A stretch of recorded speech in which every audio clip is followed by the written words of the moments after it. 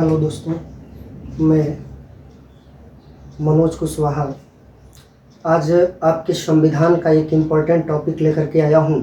मौलिक अधिकार या मूल अधिकार हमारे संविधान का ये सबसे इम्पॉर्टेंट टॉपिक में से एक है। तो आज हम लोग थोड़ा सा देखेंगे कि हमारे मौलिक अधिकार क्या होते हैं या मौलिक अधिकार किसका अधिकार है। इन अधिकारों के बारे में हमको कितनी जानकारी होनी चाहिए एग्ज़ाम के दृष्टिकोण से, या क्या क्या प्रश्न हमारे एग्जाम में बनते हैं। तो आइए शुरू करते हैं अपना मौलिक अधिकार। जैसा कि आप जानते हैं हमारे संविधान के भाग 3 में मौलिक अधिकारों का उल्लेख मिलता है। तो क्या क्या प्रश्न हमारे बनने की शुरुआत होती है, यहीं से शुरू कर देते हैं। तो संविधान के भाग 3 में किसका उल्लेख है? मूल अधिकार। हमारे संविधान के भाग 3 में मूल अधिकार या मौलिक अधिकारों का उल्लेख है। तो कभी आपको शब्द मिल जाएगा मूल अधिकार और कभी आपको शब्द मिल जाएगा मौलिक अधिकार। तो चाहे आपसे कहे मूल अधिकार, चाहे आपसे कहे मौलिक अधिकार, इन दोनों का मतलब एक ही होता है। तो अगर हम मौलिक अधिकार के चैप्टर को अपना शुरू कर रहे हैं तो सबसे पहले तो हमको यही जानना है कि ये मौलिक अधिकार किसका अधिकार है। तो एक लाइन में क्लियर रखेंगे कि मौलिक अधिकार नागरिकों का अधिकार है। मौलिक अधिकार हमारे संविधान में नागरिकों को प्राप्त एक अधिकार है। अब अगला प्रश्न बनेगा कि आखिर ये मौलिक अधिकार कितनी इंपॉर्टेंट, यानी मौलिक अधिकार इतने महत्वपूर्ण क्यों होते हैं। तो मैं आपको बताऊं कि मौलिक अधिकार हमारे संविधान में नागरिकों को प्राप्त वह अधिकार है जिसका अतिक्रमण या उल्लंघन करने की आजादी किसी को नहीं दी गई है। इसका मतलब किसी नागरिक को प्राप्त उसके मौलिक अधिकारों का उल्लंघन न तो कोई व्यक्ति कर सकता है, न ही मौलिक अधिकारों का उल्लंघन कोई संस्था कर सकती है। तो अब एक एक करके हम लोग देखते हैं कि मौलिक अधिकारों में हमारा क्या प्रश्न बनेगा। तो अगर आपसे एग्जाम में पूछता है कि हमारे मौलिक अधिकारों का उल्लेख संविधान में कहाँ है, तब आप उत्तर देंगे संविधान का भाग 3। अगर पूछता है मौलिक अधिकारों का उल्लेख हमारे संविधान में किस अनुच्छेद से लेकर किस अनुच्छेद तक है, तब आपका उत्तर होगा 12 से लेकर 35। एक अगला प्रश्न करेगा कि मौलिक अधिकारों की नकल हमारे संविधान में कहां से की गई, तब उत्तर हो जाएगा यूएसए या संयुक्त राज्य अमेरिका। अब जरा सा देख लेते हैं कि यहाँ पर क्या क्या प्रश्न बनेंगे। तो यहाँ से टोटल 4 क्वेश्चन हमारे बनेंगे। एक पूछेगा भाग 3 में किसका उल्लेख है, तो आप बताएंगे मौलिक अधिकार या मूल अधिकार। अगर आपसे प्रश्न पूछता है कि मौलिक अधिकारों का उल्लेख संविधान के किस भाग में है, तब आप बताएंगे भाग 3। अगर पूछता है मौलिक अधिकारों का उल्लेख किस अनुच्छेद से किस अनुच्छेद तक है, तब आपका उत्तर होगा 12 से लेकर 35। अगर आपसे प्रश्न पूछता है मौलिक अधिकारों की नकल हमारे संविधान में कहां से की गई, तब आपका उत्तर हो जाएगा यूएसए या संयुक्त राज्य अमेरिका। तो टोटल 4 प्रश्न तो हमारे मौलिक अधिकारों के यही हो गए। एक बार फिर से मैं प्रश्न को दोहरा देता हूं। संविधान के भाग 3 में किसका उल्लेख है? मूल अधिकार का। या मूल अधिकारों का उल्लेख संविधान के किस भाग में है? भाग 3 में। 2 क्वेश्चन तो यही हो गए। मौलिक अधिकारों का उल्लेख किस अनुच्छेद से किस अनुच्छेद तक? तो 12 से लेकर 35 तक। मौलिक अधिकारों की नकल हमारे संविधान में कहां से की गई, तो हमारा उत्तर होगा यूएसए या संयुक्त राज्य अमेरिका। अब प्रश्न को आगे बढ़ाते हैं। मौलिक अधिकारों की संख्या हमारे संविधान के प्रारंभ में कितनी थी? तो मौलिक अधिकारों की संख्या हमारे संविधान के प्रारंभ में टोटल 7 थी। लेकिन अगर प्रश्न पूछता है कि वर्तमान में मौलिक अधिकारों की संख्या कितनी है, तब हमारा उत्तर होगा 6। यानी हमारे संविधान के प्रारंभ में मौलिक अधिकारों की संख्या 7 थी, लेकिन वर्तमान में इन्हीं मौलिक अधिकारों की संख्या है 6। इसका मतलब है कि हमारे संविधान के प्रारंभ में जो 7 मौलिक अधिकार दिए गए थे, इन 7 मौलिक अधिकारों में से कोई एक मौलिक अधिकार बाहर किया गया होगा, तभी मौलिक अधिकारों की संख्या 7 से घट करके हो गई है 6। अब जरा देखते हैं कि ये मौलिक अधिकार 7 कौन कौन से थे और वर्तमान में 6 कौन कौन से हैं। तो पहला मौलिक अधिकार हमारे संविधान में जो था, इसको कहा जाता था समानता का अधिकार। पहले मौलिक अधिकार को कहा जाता था समानता का अधिकार। इसके बाद देखते हैं दूसरा मौलिक अधिकार कौन सा था। तो संविधान में जो दूसरा मौलिक अधिकार था, इसको कहा जाता था स्वतंत्रता का अधिकार। दूसरे मौलिक अधिकार को कहते थे स्वतंत्रता का अधिकार। इसके बाद देखेंगे तीसरा मौलिक अधिकार कौन सा था। तो तीसरा मौलिक अधिकार था शोषण के विरुद्ध अधिकार, नागरिकों को प्राप्त तीसरा मौलिक अधिकार था शोषण के विरुद्ध अधिकार, शोषण के विरुद्ध अधिकार। इसके बाद चौथा मौलिक अधिकार कौन सा था? तो चौथा मौलिक अधिकार धार्मिक स्वतंत्रता का था, यानी धार्मिक स्वतंत्रता का अधिकार, ये हमारा चौथा मौलिक अधिकार था। धार्मिक स्वतंत्रता का अधिकार ये हमारा चौथा मौलिक अधिकार था। इसके बाद पांचवें नंबर पर संस्कृति और शिक्षा संबंधी अधिकार था। पांचवें नंबर पर संस्कृति और शिक्षा संबंधी अधिकार था। पांचवें नंबर पर संस्कृति और शिक्षा संबंधी मौलिक अधिकार हमको दिए गए थे। इसके बाद छठवें नंबर पर एक मौलिक अधिकार था जिसको कहा जाता था संपत्ति का अधिकार। इसको कहा जाता था संपत्ति का अधिकार, और इसी संपत्ति के अधिकार को मौलिक अधिकारों की श्रेणी से बाहर कर दिया गया। तो वर्तमान में हमारे मौलिक अधिकारों की संख्या हो जाती है 6। इसीलिए मैंने संपत्ति के आगे एक कट का चिन्ह लगा दिया। इससे आपको यह पता चलेगा कि कौन सा मौलिक अधिकार 7 में से निकाला गया, क्योंकि इस पर भी प्रश्न बनते हैं और आपसे पूछता है निम्नलिखित में से कौन सा मौलिक अधिकार नहीं है। तो हमारा उत्तर क्या होगा? संपत्ति का अधिकार। इसके बाद एक 7वां मौलिक अधिकार, और 7वें मौलिक अधिकार को कहा जाता था संवैधानिक उपचारों का अधिकार। 7वें मौलिक अधिकार को कहा जाता था संवैधानिक उपचारों का अधिकार, यानी हमारे संविधान के प्रारंभ में यही 7 मौलिक अधिकार थे। इसमें से संपत्ति को बाहर कर दिया गया, तो हमारे मौलिक अधिकारों की संख्या घट करके हो गई 6। अब जरा सा देखते हैं कि संविधान में जो अनुच्छेद 12 से लेकर 35 तक मौलिक अधिकार दिए गए हैं, इसमें ये 12 से 35 का अनुच्छेद समानता से लेकर के संवैधानिक उपचारों के बीच में कहां से कहां तक डिवाइड है, यानी हम अपने इन मौलिक अधिकारों को अनुच्छेद में डिवाइड करेंगे। और जब अनुच्छेद में डिवाइड करेंगे तो सबसे पहला हमारा मौलिक अधिकार है समानता। ये 14 से शुरू होता है और 18 पर जाकर खत्म होता है। इसके बाद स्वतंत्रता 19 से लेकर के 22 तक है। शोषण 23 और 24 में है। इसका मतलब शोषण के विरुद्ध अधिकार संविधान के भाग 3 अनुच्छेद 23 और 24 में प्राप्त है। इसके बाद अगला आता है धार्मिक स्वतंत्रता का अधिकार। ये अनुच्छेद 25 से लेकर के 28 तक है। इसके बाद संस्कृति और शिक्षा, इसका उल्लेख 29 और 30 में है।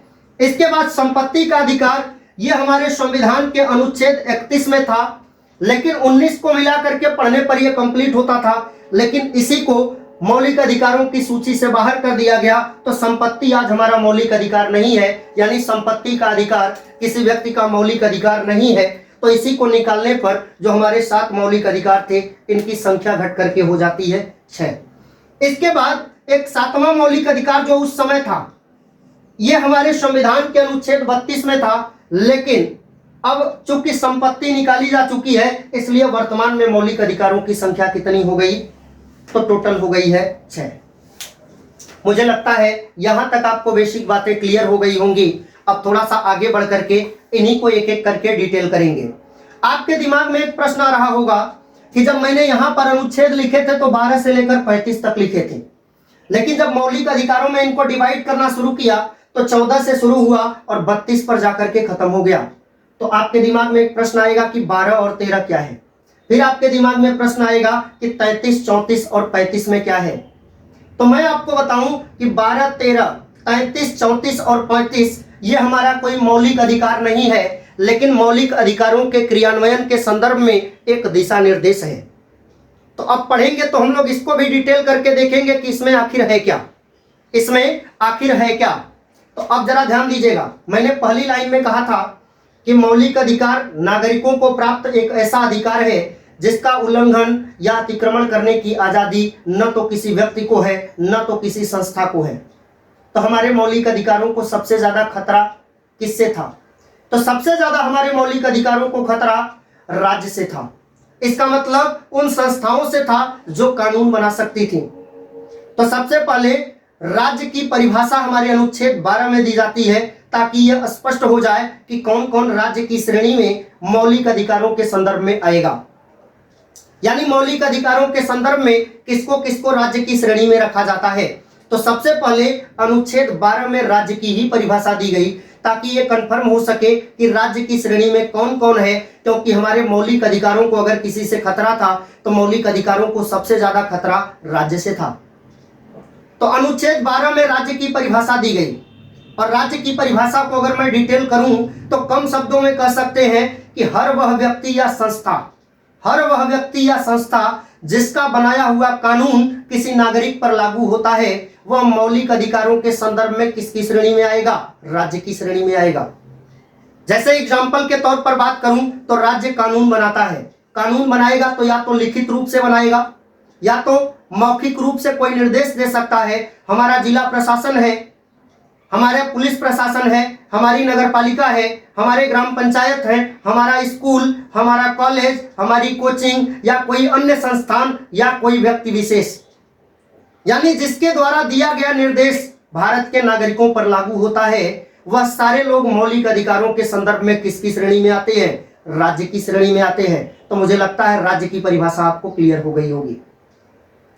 तो सबसे पहले अनुच्छेद 12 में राज्य की परिभाषा बताई गई।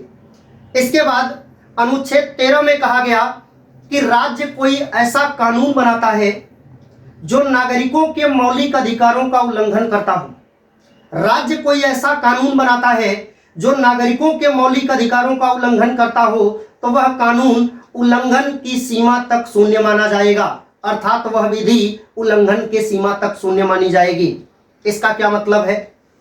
यानी मौलिक अधिकारों के संदर्भ में राज्य की जो शक्तियां हैं उस पर प्रतिबंध लगाता है अनुच्छेद 13।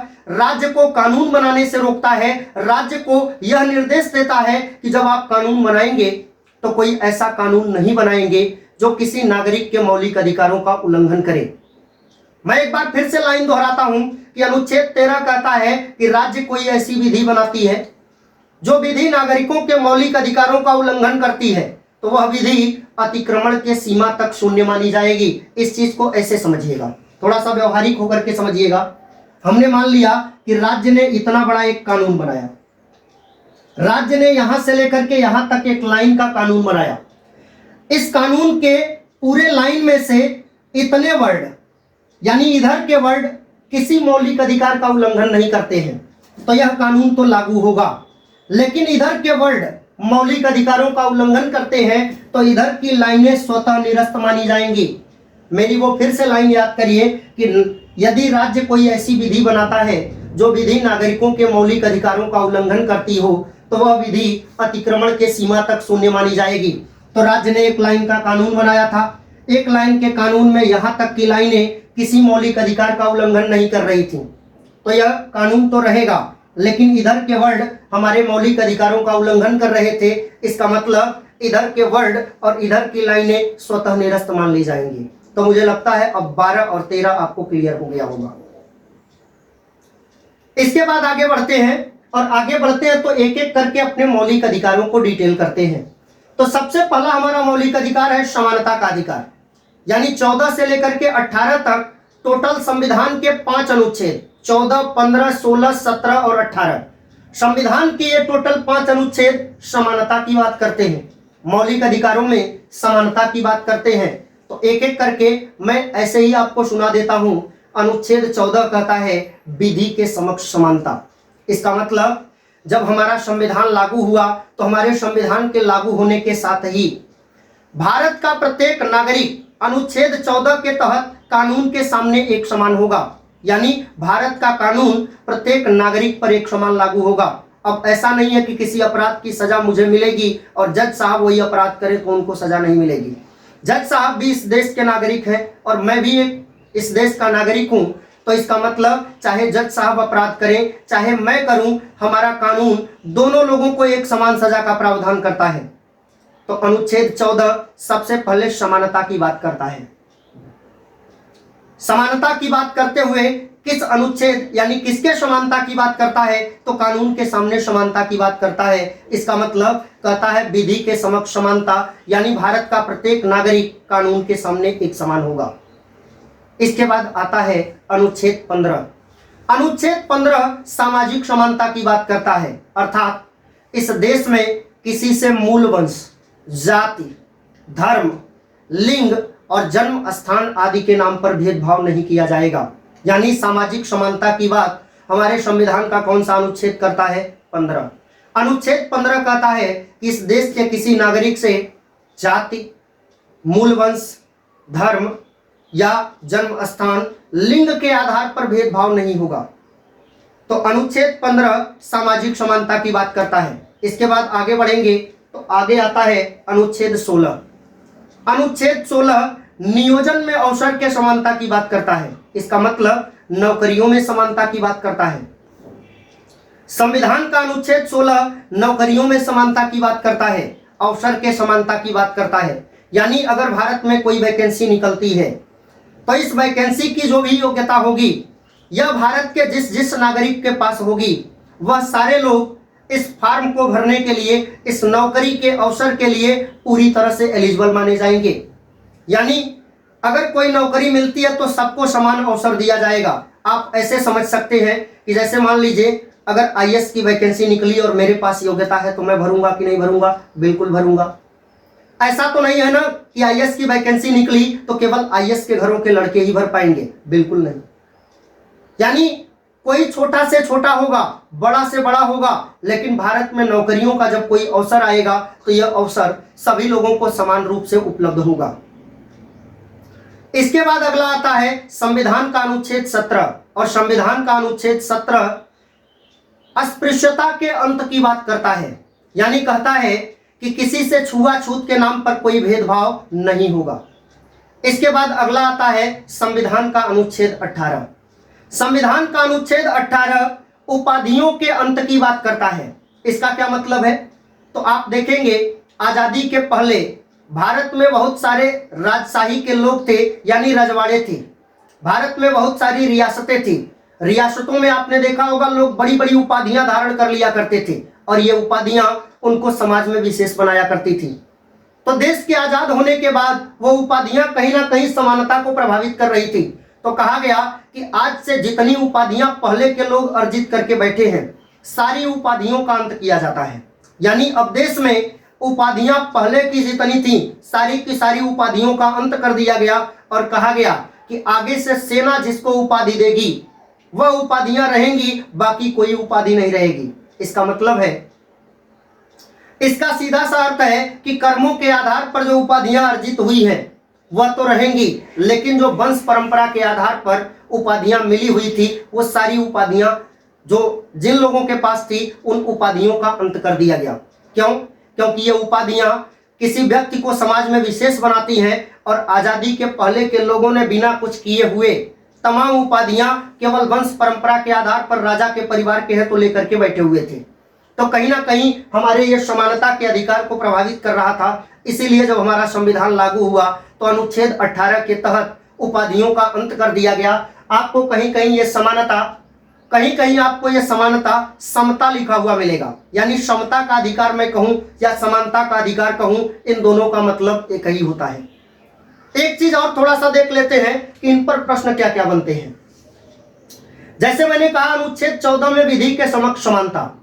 अनुच्छेद 14 में मैंने आपसे कहा विधि के समक्ष समानता। इसका मतलब था भारत का प्रत्येक व्यक्ति, भारत का प्रत्येक नागरिक कानून के सामने एक समान होगा। मैंने कहा था भारत का प्रत्येक नागरिक कानून के सामने एक समान होगा। तो अब यहां से हमारे क्या क्या प्रश्न बन सकते हैं। जैसे एक प्रश्न बनेगा विधि के समक्ष समानता संविधान के किस भाग में है? तो आपका उत्तर होगा संविधान का भाग 3। अगर मान लीजिए भाग नहीं दिया है, चैप्टर का नाम दिया है, यानी भागों का नाम दिया है, तो अगर आपसे प्रश्न पूछता है कि विधि के समक्ष समानता हमारे संविधान में कहां है, तो आप लिखेंगे मौलिक अधिकार। यानी आप बोलेंगे, आप कहेंगे मौलिक अधिकार। अगला प्रश्न बनेगा विधि के समक्ष समानता कैसा अधिकार? तो आपका उत्तर होगा मौलिक अधिकार। अगला प्रश्न आपसे पूछता है कि विधि के समक्ष समानता कौन सा मौलिक अधिकार? तब आपका उत्तर होगा समानता का अधिकार। अगला प्रश्न आपसे पूछता है विधि के समक्ष समानता हमारे संविधान के किस अनुच्छेद में है? तो आप कहेंगे अनुच्छेद 14। यानी एक ही लाइन पर, एक ही पॉइंट पर 5 क्वेश्चन बन रहे हैं और ये पांचों के पांचों क्वेश्चन हर लाइन पर अप्लाई होंगे।